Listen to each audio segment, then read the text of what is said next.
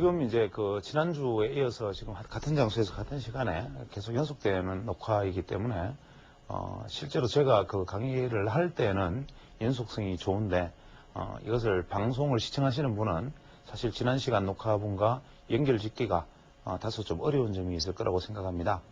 지난 시간에 제가 이제 말씀드렸던 것이 우리가 소위 말하는 효율적 시장 가설, 즉 우리가 효율적 시장 가설에 대한 말씀을 제가 설명을 하면서 마무리 지었던 것으로 압니다.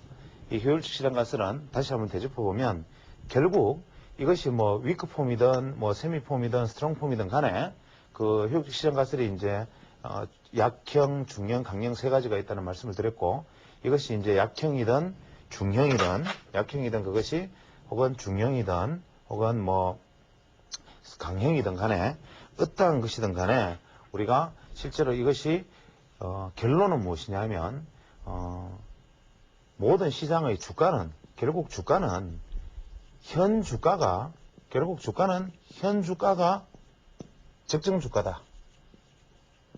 이런 얘기가 되죠. 그래서 이러한 어떤 효율적 시장 가설을 생각해서 주식을 바라본다면 항상 그 주가는 현 주가가 적정 주가이기 때문에 이 앞에 한 채 앞에 이것이 어떻게 움직일지를 예측한다는 것 자체가 너무나 무의미하고 그 앞에 있는 기술적 분석을 한다는 것은 우리가 소위 말하는 이 기술적 분석이라는 자체가 결국 우리가 과거 경험에서 우리가 공통점을 찾아서 이 배운 이 과거 경험상 움직임들을 현재에 빗대어 미래를 예측하는 것이다. 이렇게 본다면 이러한 어떤 과거의 어떤 흐름들조차 현 주가는 반영하고 있다면 이 과거의 움직임으로 미래를 예측하는 기술적 분석의 존재 근거 자체가 사라진다는 것.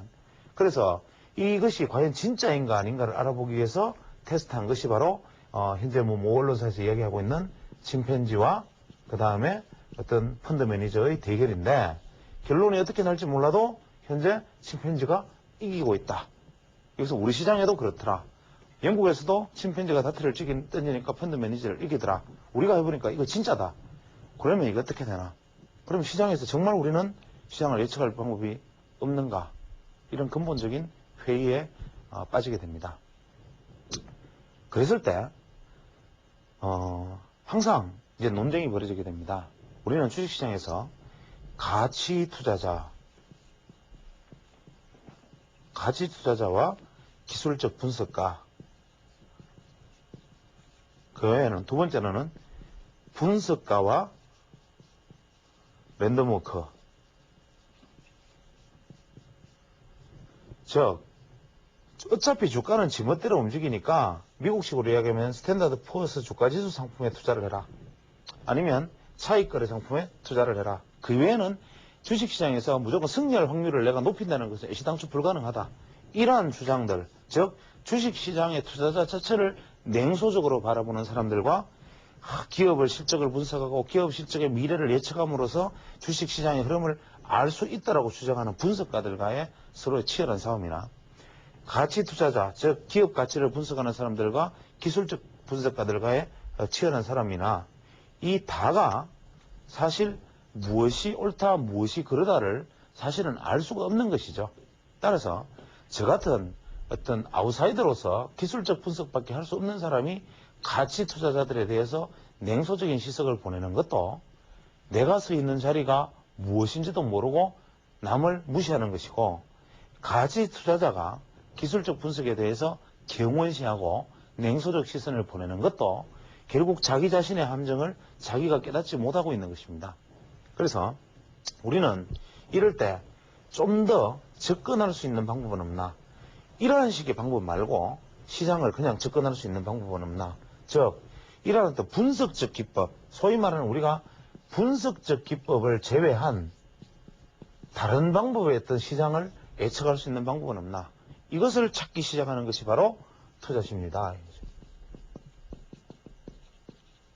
그래서 이 투자심리에서 제가 오늘 얘기하고자 하는 것은 결국 상반사고 이론인데, 예를 들어서 상반사고 이론은 말은 참 쉬운 이야기입니다. 예를 들어서 대중이 하나로 생각을 하면 그것은 결과는 반대로 간다. 모든 사람이 오른다고 하면 주가는 내리고 모든 사람이 내린다고 하면 주가는 오른다. 이것은 왜 이럴까? 그러면 모든 사람이 오른다 했을 때 진짜 모든 사람이 다 갈 거야 그러고 언론 매스컴에서 전부 주가 상승을 좀 치고 초과 상승을 외칠 때 왜 주가는 반대로 움직일까? 이 부분에 대해서 생각을 해봐야 되는 거죠. 그냥 단순히 모든 사람이 한 방향으로 가면 주가는 반대로 움직인다. 이것을 합창반대의 법칙이다. 이름을 붙여서 이렇게 나아가는 이러한 것이 중요한 게 아니라 왜 그 시점에서 그렇게 가는가를 생각해 보는 과정이 중요하다는 거죠.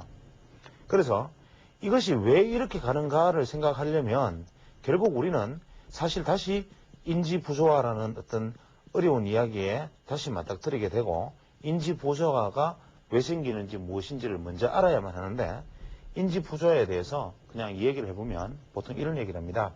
우리가 심리학에서 프로이드는 인간을 인간을 어떻게 규정을 하느냐면 생각을 쉽게 설명하면 우리가 이제 원초적 자아와 자아, 초자아 이렇게 세 가지 자아가 있다고 합니다. 사람에게. 물론 이 원초적 자아를 우리가 이드라고 이름을 붙이고 자아를 이고라고 이름을 붙이고 초자아를 슈퍼이고라고 이름을 붙이는데 이 원초적 자아와 초자아와 이게 인간에게 있다고 그러죠. 그런데 이것이 무엇이냐면 원초적 자아라는 것은 문자 그대로 아주 원초적인 욕망들이죠.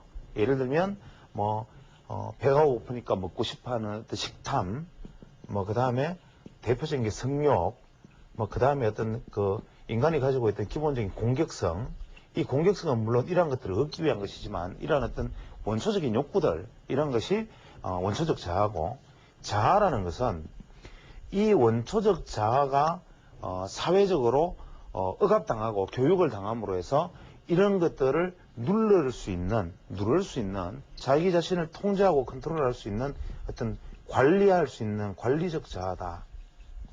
슈퍼이고는 초자아는 이제 예를 들어서 인간의 사유 속에서 선은 무엇인가, 우리가 살아갈 때 도덕이라는 것이 어떤 것인가를 당장 이 원초적 자아를 억압하기 위해서가 아닌 우리가 어떤 전반적인 어떤 논리적인 혹은 어떤 생각 속의 이성적인 부분 속에서의 어떤 관리자, 이러한 것을 우리가 초자아라고 부릅니다.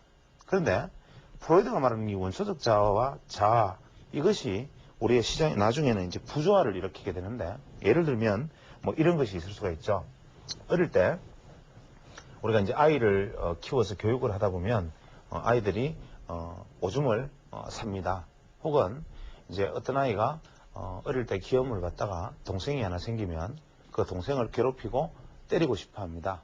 그 이유는 너무나 단순한데 오줌은 사버리는 것이 편하고 가서 굳이 화장실까지 가서 가린다는 것은 불편한 행위인데, 오줌을 사면은 안 돼. 또 한 번 더 오줌을 사면은 한 대 때려주고, 또 한 번 더 오줌을 사면은 다음부터는 그러면 다른 사람에게 공개하고 이건 부끄러운 일이야 라는 것을 가르침으로 해서 오줌을 사서는 안 되는 것이다. 오줌을 사는 것은 부끄러운 일이다. 함부로 오줌을 사면 안 되겠구나 라는 자기 자신의 어떤 경험적 인식을 갖게 되는 거죠. 또 동생이 생기면 내 부모의 사랑을 최소한 양분하거나 혹은 새로 생긴 동생에게 부모의 사랑이 옮겨가는 것을 이제 감수할 수밖에 없으니까 아이 입장에서는 세민하고 질투가 나고 동생이 미운 것이 당연한데 그것은 너무나 당연한 일이죠. 인간이기 때문에 너무나 당연한 소위 말하는 이더인데, 이것을 이제 부모가 이걸 때리지 못하게 하는 방법이 세 가지가 있을 수 있죠. 하나는 동생을 때리는 것은, 예를 들면 동생을 때리는 것은 나쁜 일이기 때문에 너는 혼이 나야 돼 라는 벌을 주는 방법이 있고, 두 번째로는 동생을 때리는 행위는 옳지 않은 행위이기 때문에 이것은 힘이 센 자가 약한 자를 때리는 것은 괴롭히는 일이고 형제 간에서는 이러이러한 우정을 가져야 되는데 가지지 못하면 부끄러운 일이다라는 감정을 심어주는 방법이 있고, 세 번째로는 아이 스스로가 포기하게끔 되는 것, 즉 스스로 합리화를 하는 것이죠. 내가 동생을 때리고 싶은 감정 자체를 동생을 내가 안 때리고 사랑해 줌으로 해서 오히려 엄마나 아빠로부터 칭찬을 받을 수 있다는 보상을 가질 수 있는 생각들, 이 세 가지로 나뉘어질 수가 있는데, 우리는 이러한 어떤 그 사회적 교육, 어릴 때부터 원해왔던 것들을 손에 넣던 것들이 시간이 지나면서 점점 줄어들고 있다는 것을 느끼기 시작합니다.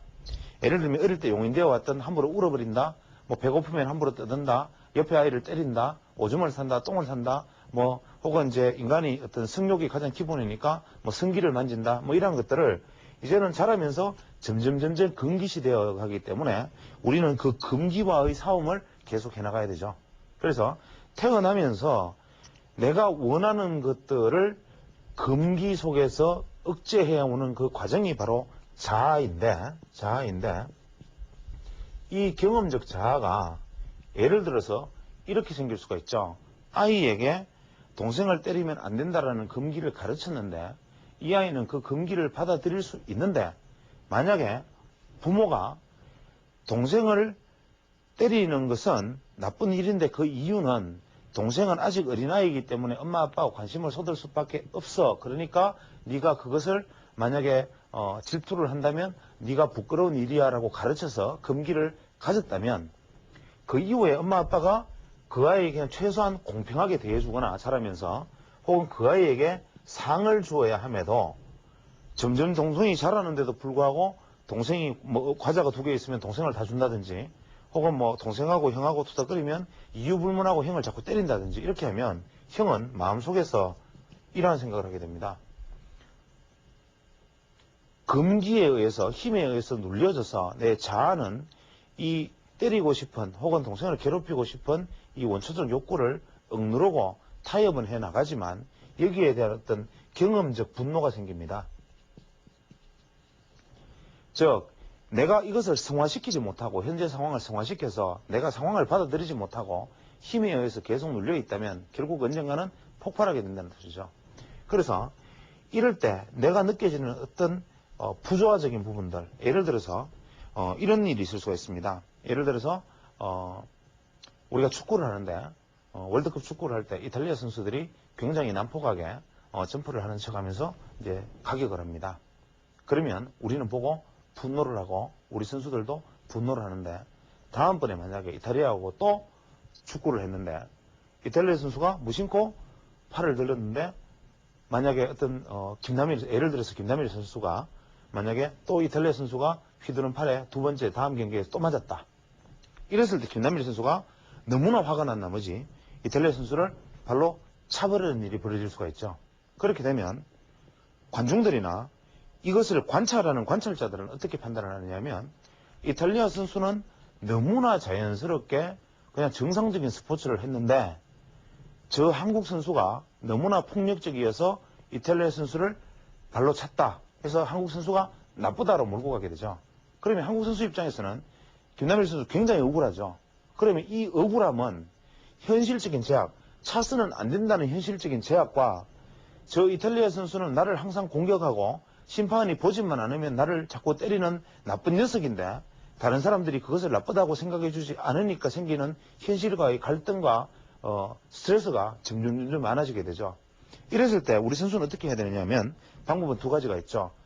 즉 합리화를 통해서 우리가 이탈리아보다 축구에서는 약소국이기 때문에 우리가 축구를 더 잘할 때까지는 그것을 참고 인내하자.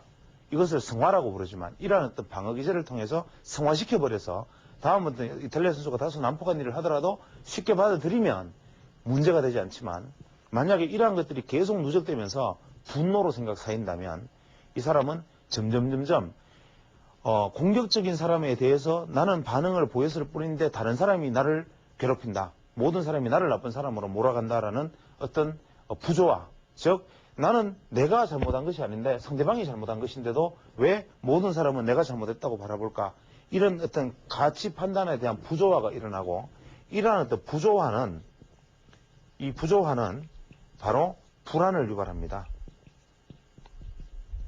결국 이 불안의 강도가 인간의 행동을 결정짓게 되는데, 주식시장을 들어가서 한번 생각을 해봅니다. 주식시장에서 고점에 이제 주가가 코스닥 지수가 이제 200이었습니다. 모든 사람들이 주가 지수가, 코스닥 지수가 400이 간다고 말을 합니다. 새로운 기술이 40만 원인데 증권사 분석가들은 200만 원 간다고 이야기합니다. 분석가들의 리포트는 새로운 기술의 어떤 PC2폰, 즉 이 기술은, 다이얼패드 기술은 정말 너무나 훌륭한 20세기의 혁명이다. 앞으로 심지어는 모 증권사 리포트를 제가 아직 기억하는데 앞으로 유선통신업자들은 무너진다. 즉 KT, 뭐 이런 어떤 하나통신, 이러한 어떤 전화 사업자들은 현재 이 PC폰, 즉 이 다이얼패드로 인해서 전부 파산할지 모른다. 앞으로 이게 사양산업이다. 이런 극언까지 했죠. 이런 것을, 이러한 극언들이 벌어지는 가장 큰 사유는 소위 말하는 마켓 리더들이 소위 이런 현상을 자기 스스로 만들어진 이 자신의 왜곡을 인식하지 못하기 때문인데, 이런 것을 우리가 팔로우 리더 현상이라고 합니다. 팔로우 더 리더. 즉 선도자를 따른다, 즉 지도자를 따른다. 시장에서는 예를 들면은 우리는 경험적으로 사회에서 학교에서는 선생님, 뭐 좁게는 클래스에서는 담임선생님, 뭐 크게 학교에서는 교장선생님, 가정에서는 부모님, 뭐 사회에서는 뭐 아니면 우리 지도자, 이러한 사람들을 본능적으로 따라가는 방향이 가장 덜 혼나는 방향이죠. 우리 자아는. 즉 김남일 선수, 예를 들어서 우리 한국 선수가 이탈리아 선수의 브랜드에서 분노하고 있었고, 이탈리아 선수의 어떤 과격한 행동에 분노한 것은 정상 반응이지만, 그래도 발로 차는 법은 없다라는, 즉 주류를 따라갔다면 문제가 생기지 않는 것이죠. 그래서 어떠하든 간에 이 주류를 따르려는 이것을 팔로우 리더라 그래서 주류를 따르는 소위 말하는 지도자 추종 심리가 발생하게 되는데, 이 지도자들은 또 어떤 생각을 하게 되느냐면, 이 사람들은 선호도, 즉 개인의 익숙도는 격 선호도에 속합니다. 익숙도는 선호도와 같은데, 예를 들어서 반도체 업종을 분석한다, 혹은 정보통신 업종을 분석한다 하면 이 분석하는 사람은 자기 업종에 대해서 굉장히 예측을 가지게 되죠. 그래서 이 사람들은 근본적으로 현재의 상태보다 미래를 낙관적으로 보려는 낙관주의자죠. 낙관주의자.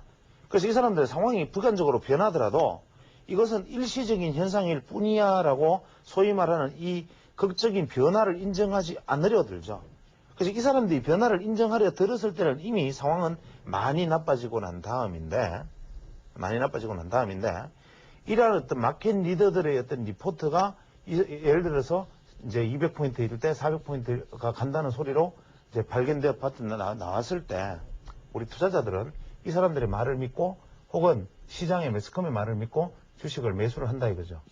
매수를 하는데, 매스컴의 속성은, 우리가 투자 심리학에서 가장 중요한 것은 언론과 매스컴의 혹은 분석가들의 어떤 속성에 대해서 우리는 잘 알고 있어야 되는 거죠. 예를 들어서 이 매스컴과 언론들의 속성은 무엇이냐면 항상 이슈를 창조하고 만들어지는 이슈를 확대 재생산하는 방향으로 나갑니다. 즉 이 매스컴과 언론의 속성은 방귀 끼면 똥 쌌다는 식으로 몰고 가고, 똥 싸면 뭐 어디가 된다 이런 식으로 계속 이제 몰고, 장기부서가 발생한다 이런 식으로 계속 몰고 가는데, 이슈를 확대 재생산하려는 매스컴의 속성은 이슈 트렌드가 생기는 거죠. 예를 들어서 PC 산업이 조금 나쁠 것 같다, 반도체는 나쁜데 향후 PC 산업은 더 회복되지 않는다더라, 이제 그것 때문에 반도체 공장이 뭐 PC 업체가 몇 개 문을 닫는다더라, 그렇게 되면 반도체는 큰일 난다, 뭐 이제는 반등할 줄 알았지만 실제는 재고가 너무 많다, 뭐 반도체 라인이 어떻게 돼, 이런 식으로 계속, 예를 들면 시장에서도 뭐 상승을 조금 했다 떨어졌다 이거 아니라 급등했다 폭락했다 뭐 이런 표현을 쓰게 되고, 그래서 우리는 항상 인간은 내가 경험적 자아에 의해서, 우리가 훌륭한 투자자는 어떻게 해야 되냐면 나의 경험적 자아에 의해서 정보를 판단해야 함에도 불구하고 내가 판단한 나의 경험적 자아와 주위에 주어진 주변 정보 사이에 이 괴리를 느끼게 됩니다. 즉 여기서 생기는 괴리는 무엇이냐면, 내가 주식을 매수할 때 내렸던 그 매수 행위에 대한 판단, 어떤 주식을 매수하겠다라고 판단했다 혹은 매도하겠다고 판단했다면 내 안의 의사결정 과정이 나는 있었다고 생각을 하게 되죠, 보통. 물론 대부분의 투자자들은 자기가 현명한 판단을 내려서 현명한 결정에 따라서 주식을 매수했다고 생각하지만 실제로 그 사람의 매매 행위가 자신의 방향성과 맞지 않았을 때는 사실은 탐욕에 의해서 매수했을 뿐이고 자기의 습관에 의해서 매수했을 뿐인데 나는 이것을 차트를 보고 좋았기 때문에 샀다라고 착각하고 혹은 업황이 좋아서 샀기 때문에 이겼다고 생각하지만 그 자기가 그 반대로 갔을 때는 실제로는 운이 나빴다고 생각하는 것이죠. 그래서 주식이라는 것은 자기가 했던 어떤 경로를 통했던 자아를 통해서 결정을 하면 이 주변 정보와의 부조화를 경험합니다. 예를 들어서 저는 개인적으로 올해 하반기에 이제 제가 단호하게 말씀드리지만 코스닥과 특히 통신주를 중심으로 한 정보통신주와 코스닥이 올림말을 넘어가면 분명히 시장 수익률을 압도할 것이다 라고 지금 이 자리에서 단언을 합니다. 과거 3년 전에 2000년 초반에 우리 시장은 특히 코스닥은 이제 들여다보지도 말고 아예 이혼해라는 제가 말을 단호하게 한 적이 있는데 올 연말에 내년 초 넘어갈 때쯤이면 이것이 이제 반대의 현상이 일어날 것이라는 말을 여기서 단호하게 할 수 있습니다. 이유는 이제 투자 심리학을 진행해 나가면서 제가 말씀을 드리겠지만 자, 제가 이런 판단을 저는 내리고 있습니다. 내리고 있는데 특히 통신이 후반기에 좋아질 것이다라고 생각을 하지만 이것이 주변 정보하고 결합을 하면 저는 부조화에 빠지게 됩니다. 주변 정보는 무엇이냐면 성장 모멘텀이 없다. 이제 뭐 각종 ADS 라인이 다 깔려있고 더 이상 성장 모멘텀이 없다. 또 뭐 재난사채 물량이 앞으로 남아있기 때문에 시장에 부담을 줄 것이다. 또 정부의 통신 상강 정책이 어떻게 변할지 모른다. 또 해외 통신업체 주가가 굉장히 나쁘기 때문에 어떻게 될지 모른다. 이런 부정적인 시장 어떤 이슈 확대 재생산성의 정보들이 계속 주어지기 때문에 좋아질 것이라고 판단한 자신의 어떤 판단 근거와 주변에서 들리는 이 정보 사이의 부조화를 경험합니다. 그러면 인간은 부조화가 생기면 불안으로 이어지고 이 불안은 잘못된 행동으로 이어지게 되기 때문에 여기서 느끼는 저의 자아와 주변 정보 사이의 이 부조화가 곧 불안으로 이어집니다. 그러면 이 불안 상태에서는 내가 주식을 매매하거나 거래를 할 때 반드시 심리적 요인만으로 혹은 즉흥적인 매매를 하게 되지 이 불안 상태에서는 절대로 신중한 판단을 할 수가 없다. 이것이 바로 우리 주식 투자에서 말하는 우리가 이 상반사고 이론의 가장 기본적인 베이스를 깔고 있는 것입니다. 특히 이 마켓 리더들이 가지고 있는 이 호의적인 생각들, 자기가 담당하고 있는 파트에 대한 호의적인 생각, 심지어는 반도체 담당 애널리스트는 반도체 시황이 좋아져야 자기가 주목을 받고 제약 담당 애널리스트는 자기가 좋아져야 제약 시장이 좋아져야 주목을 받고 제약 시장이 몇 년간 침체하면 자기는 시장이 소외되고 반도체 시장이 계속 침체되면 소외되기 때문에 항상 긍정적인 부분을 찾아내기 위한 노력을 하지 부정적인 정보와 긍정적인 정보를 서메이션 합산해서 2분의 1로 만들어서 가공해서 내놓지 않는다는 거죠. 그래서 우리가 이러한 어떤 리더들에 따라다니는 생각들과 내가 가지고 있는 판단 사이에서 항상 부조화를 느끼는데 사실 더 중요한 것은 우리가 투자 심리학에서는 자신의 판단이 더 중요하다. 이 마켓 리더들의 생각은 전혀 중요하지 않다라고 이야기를 합니다. 이유는 우리가 보통 이제 그 대중이 가는 방향은 반대다라고 이야기하는 가장 큰 이유는 무엇이냐면 예를 들어서 이렇게 생각을 해보면 됩니다. 단순하게 현재 서울시내 아파트 가격이 계속 급등을 하고 있습니다. 평당 1,500만 원을 돌파하면서 강남에는 이 평당 1,500만 원을 돌파하고 있는데 사실은 아마 근로자의 1년치 임금이 아마 한 평 정도의 아파트라고 생각하면 참 끔찍하고 허무한 일이라고 생각됩니다. 그런데 어쨌거나 간에 부동산 시장이 현재 급등을 하고 있죠. 급등을 하고 있으면 대부분의 사람들은 제가 농담처럼 한 2년 작년 봄쯤 아파트 시장이 이제 잠시 들썩거리고 잠시 조정받을 때 이제는 조정 2파다 앞으로 상승 3파가 남았다 이런 얘기를 한 적이 있습니다. 그것은 저는 부동산 전문가도 아니고 부동산에 대해서 일고의 지식도 없지만 심리학적인 관점에서 반드시 부동산은 3파동이 나타난다. 또 지금 조정받아도 5파동은 또 나타난다는 얘기를 하고 있는데 이유는 뭐냐면 아파트 가격이 이제 들썩거립니다. 그래서 모든 사람이 올랐다라고 생각을 아직 하질 않고 예를 들어서 작년 IMF 때 출발을 합니다. IMF 때 아파트는 미분양 상태고 건물은 전부 공매로 나와가지고 서울 시내 건물이 다 현재 건축비의 반도 안 되는 가격으로 나오고 시장에는 연일 뭐 부동산 가격의 하락으로 자산 가치가 떨어지고 이런 뉴스가 막 쏟아집니다. 그러다가 나중에는 서서히 리츠가 생기기 시작한다. 뭐 싱가포르 투자청에서 뭐 파이낸스 빌딩을 산다. 이런 얘기가 나오기 시작합니다. 여기서 중요한 것은 뭐냐면 소위 말하는 이 투자 심리학에서 말하는 현명한 투자자나 내부자가 등장하는 것입니다. 시장이 제일 나쁜 상황에서, 주식이 제일 나쁜 상황에서 현명한 투자자, 여기서 말하는 현명한 투자자라면 뭐 워렌 비핏 같은 사람들, 뭐 이런 사람들을 이야기하는데, 이런 사람들이 사기 시작하거나 혹은 내부자가 이것을 억지로 구조적으로 회사에서 구조적으로 사야 되는 것이 아닌 이유로 거래를 하기 시작하면 이것은 바닥이 왔다라는 첫 번째 투자 심리의 상반사고 이론의 첫 번째 매수 국면과, 두 번째 지난 12개월간의 고점 대비 50%가 하락했다라는 신호. 이 다음에 세 번째 주식으로 기준으로 이야기하면 우리가 PER, 주당 순자산 가치, 다음에 PBVR, 즉 주당 순이익, 주당 순자산 가치, 이것들이 1.0 이하다. 이것은 부동산 시장에서 뭐를 의미하겠습니까? 건축비의 절반도 안 된다. 건물가가. 그 다음에 하락했다. 단기 하락이 컸다. 현명한 투자자가 등장했다. 이 사실은 무엇을 의미하느냐 하면 부동산 시장의 바닥을 암시하는 것이고, 이러한 부동산 시장의 바닥을 냉정하게 읽었던 사람들은 사실 부동산 투자를 해서 성공을 거두었겠죠. 그러나 이제 3파동이 시작되면서 서서히 투기꾼들이 몰려들기 시작합니다. 각종 재건축 아파트가 비상식적으로 오르기 시작하고 10평짜리 아파트가 이제 5억을 넘어가기 시작합니다. 그러면 아직도 부동산 시장에 뛰어들 사람들이 계속 있는 동안에는 이 부동산이 계속 오르게 되어 있는데, 현재 제가 기준으로 보면, 우리가 냉정하게 싹 보면 이제 이 부동산에 대해서 금리 인상을 검토할지 모른다. 심지어는 국세청에서 세무조사를 한다. 뭐 이런 설이 막 나오기 시작하면 먼저 샀던 사람들은 조금씩 불안해지기 시작하고, 이 조정기를 이용해서 사려는 사람들이 들어오는 유입 속도가 조금씩 떨어지기 시작하는데, 처음에 불붙기 시작하면 어지간하면 한국의 중산층만 되면은 살 수 있는 아파트 한 채씩 살 수 있는 능력이 되는데, 이 아파트 값이 일정 부분 올라버리면 이제 중산층 수준의 능력으로 살 수 없는 아파트가가 형성이 되어버리는 거죠. 그렇게 되면 주식이 어느 정도 단계쯤에 오면 이제 매수가 가능한 자는 이미 모두 매수하고 있는 국면에 도달을 합니다.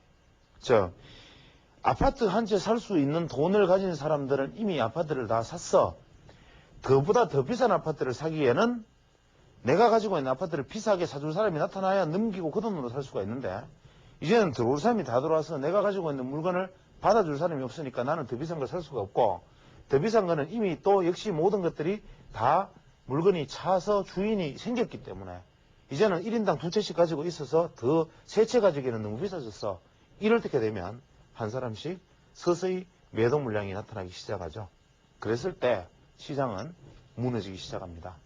이때는 아마 최고로 갔을 때가 아마 분명히 이런 이야기가 나타날 겁니다. 뭐 주택 200만 호 건설에 예전에 나타났듯이 뭐 이제는 뭐 어떻게 임대주택을 어떻게 하고, 나중에는 뭐 전체적으로 뭐 아파트 이제 1가구 2주택을 다시 이제 뭐 중과세를 한다든지 이런 형태로 나타나겠죠. 이랬을 때 마지막에 들어가는 사람들은, 부동산 시장이 좋다고 해서 들어가는 사람들은 이미 부동산의 끝쯤이다. 그래서 저는 딱 보고, 저는 요즘 이렇게 생각합니다. 셀러리맨들이 아직 가담을 하지 않았는데, 이 셀러리맨들이 본격적으로 부동산 투자에 가담하기 시작하면 부동산 시장은 끝물이다. 이러한 관점에서 우리가 생각을 하면, 과거에 IMF 때 거의 나라가 망할 것처럼 보였을 때 이것을 살리는 방법은 경기부양밖에 없고, 제가 2년 전에 장문의 리포트를 쓴 적이 있습니다. 경기부양밖에 없고, 경기부양하는 가장 좋은 방법이 일자리 주는 건데, 일자리는 뭐냐? 건설경기 주는 방법밖에 없다. 이렇게 되면 우리가 내수주, 소재주 이러한 부분들이 갈 텐데, 이 부분들이 가장 많이 떨어지고 있다. 내수가 나쁘니까. 그래서 이 부분들을 사야만 한다. 왜? 이미 12개월간 50% 이상 주가가 떨어졌고, 두 번째로 내부자 매수가 일어나기 시작하는데, 즉 싱가포르 투자청에서 뭐 현대산업개발에 건물을 인수하고 지분을 인수했다. 세 번째, 현명한 투자자들이 나타나기 시작했다. 일부 펀드에서 드디어 현대산업개발과 대림산업과 같은 것을 사기 시작하고 그다음에 내수 종목들에 대해서 서서히 매수가 들어오기 시작했다. 뭐 이러한 그다음에 주당 순자산 가치가 가지고 있는 땅만 팔아도 안 된다. 이러한 소식이 왔을 때 이제 바닥인데 이미 이것이 이렇게 와서 이제 모든 시장들이 현 시점에서 모든 사람들이 이제 내수주밖에 없다라고 외칠 때 역시 그래도 수출주보다는 성장주보다는 내수주밖에 없더라. 지금 모든 언론이 내수주를 지금 외치고 있는 이 상황이 이제 내수주의 극점이다라는 점을 분명히 우리는 여기서 알아야 됩니다. 이유는 내수주가 만약에 현재 이렇게 되면 제일 먼저 나타나는 신호는 인플레이션인데 부동산의 급등, 내수의 어떤 팽창, 과소비 이러한 것들로 인해서 금리를 억제해야 될 필요를 느끼기 시작하고 내수 경기를 가라앉혀야 되는데 내수 경기를 가라앉히고 경제를 성장시키는 방법은 결국 트레이딩에 의한 것, 즉 무역에 의한 것밖에 없는데 이렇게 된다면 이제는 반대로 수출과 성장 쪽이 반대로 자리를 잡게 되고 이 내수 쪽은 이제는 억압의 대상이 될 테고 더더욱 중요한 것은 우리가 투자 심리학적 관점에서 모든 사람들이 이제는 내수주라고 확신을 하고 있다는 점. 또 반대로 코스닥 시장의 경우에는 이제는 악재의 악재를 거듭하다 못해서 이제는 코스닥 대주주가 직접 경영진이 직접 주식 투자에 가담했다는 소식을 듣고도 코스닥 시장이 무너지지 않는다는 점 크게. 두 번째, 이제는 하다 망해서 이제 코스닥의 호재는 뭐냐면 예상보다 나쁘지 않더라라는 게 호재로 작용한다.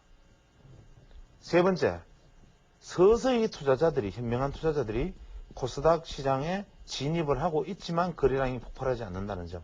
이러한 점에서 이제는 중장기 투자자들은 코스닥 시장에 올 하반기부터 서서히 이제 그것도 물론 옥석을 가려야 되겠지만 통신을 중심으로 한 어떤 온라인 서비스 이런 쪽에 이제 주목해야 될 시장으로 오늘 하반기 쪽에는 분명히 넘어갈 것이라는 점. 이러한 점들은 투자 심리학적 관점에서 우리가 생각을 할 수 있는데 우리는 보통 가격이 사다. 즉 본질 퍼가 예를 들어서 퍼가 낮다. 즉 저퍼다. 이 기준으로 만약에 주식을 사고 또 본질 가치는 좋고 기업 실적은 좋은데 주가가 너무 사다라는 이유로 주식을 매수한다면 이것은 가치 투자자지 이것은 소위 말하는 상반사고에 따른 심리 투자자가 아니다라고 얘기하는데 이거는 밸런스라는 유명한 지금 밸런스 투자 자문이라는 게 외국에도 있죠. 이 밸런스라는 사람이 이야기하기를 가격이 사다고 매수하는 것은 스스로 상반사고 이론에 따라서 주식을 매수하였다라고 이야기를 하지만 사실은 상투적인 가치 투자를 한 것이고 우리는 이 밸런스와 같은 사람들 즉 상반사고 이론을 주목했던 사람들은 우리는 가격이 사더라도 대중의 심리가 대중의 정서가 극단에 이르지 않으면 우리는 이것을 주목하지 않는다. 즉 대중의 정서가 극단에 이르고 주가가 극도로 하락한 종목을 사라. 지금까지 이야기는 단기적으로는 추세가 좋은 것을 사라 했던 이야기와는 완전히 반대되는 얘기죠. 그래서 이 상반사고는 반드시 3년 정도의 기간을 두고 장기 투자를 하는 사람이 활용할 수 있는 투자 기법이고 개인 투자자들이 성공할 수 있는 사실 거의 유일한 방법입니다. 즉 주가가 지난 12주간의 주가가 50% 이상 하락했을 때 이것이 하락은 했지만 회사는 안 망하죠. 왜? 퍼는 1 이하이고 주당 순자산 가치도 1 이하이고 이 말은 이 주식을 청산해버려도 나는 돈이 주가보다 더 남는다. 회사를 청산해도 이런 상황에서 주가가 12주간 주가가 만약에 12개월간 50% 이상 만약에 떨어졌다면 우리는 이것을 상반사고의 대상으로 삼는데 이유는 이 퍼가 낮고 주당 순자산 가치가 낮다는 것은 좋은 주식인데 추세가 나빠지고 있어서 대중은 헷갈려하는 즉 부조화가 생기는 것이다. 그 다음에 이러한 부조화의 상황에서 대중이 주식을 버린다는 것은 대중의 갈등과 딜레마가 극점에 달했다는 뜻이기 때문에 이때 주식을 매수해서 매도 시점은 50%가 상승하면 매도하고 3년이 지나면 매도해라 이런 얘기를 했죠. 즉 이러한 상반사고 이론에 따라서 매수한 주식은 50%가 오르면 일단 매도하고 또 사서 이런 종목을 사서 50%가 오르면 매도하든지 설령 50%가 못 올라도 3년이 지나도 안 오르면 매도해라. 이러니까 이 사람들의 기준은 최소 3년간의 투자가 아니면 이게 투자 대상도 안 된다 이런 얘기를 하고 있는 것이죠. 지금 제가 생각했던 것보다 훨씬 좀 이야기가 많고 사설이 많아지는데 원래 저는 상반사고 이론에 대해서 오늘 마무리 지을 생각이었는데 뭐 앞에 뭐 일부분도 지금 못 끝내고 이야기가 횡설수설하면서 마무리가 덜 안 된 느낌입니다. 다음 시간에 일단 마무리 짓도록 하겠습니다.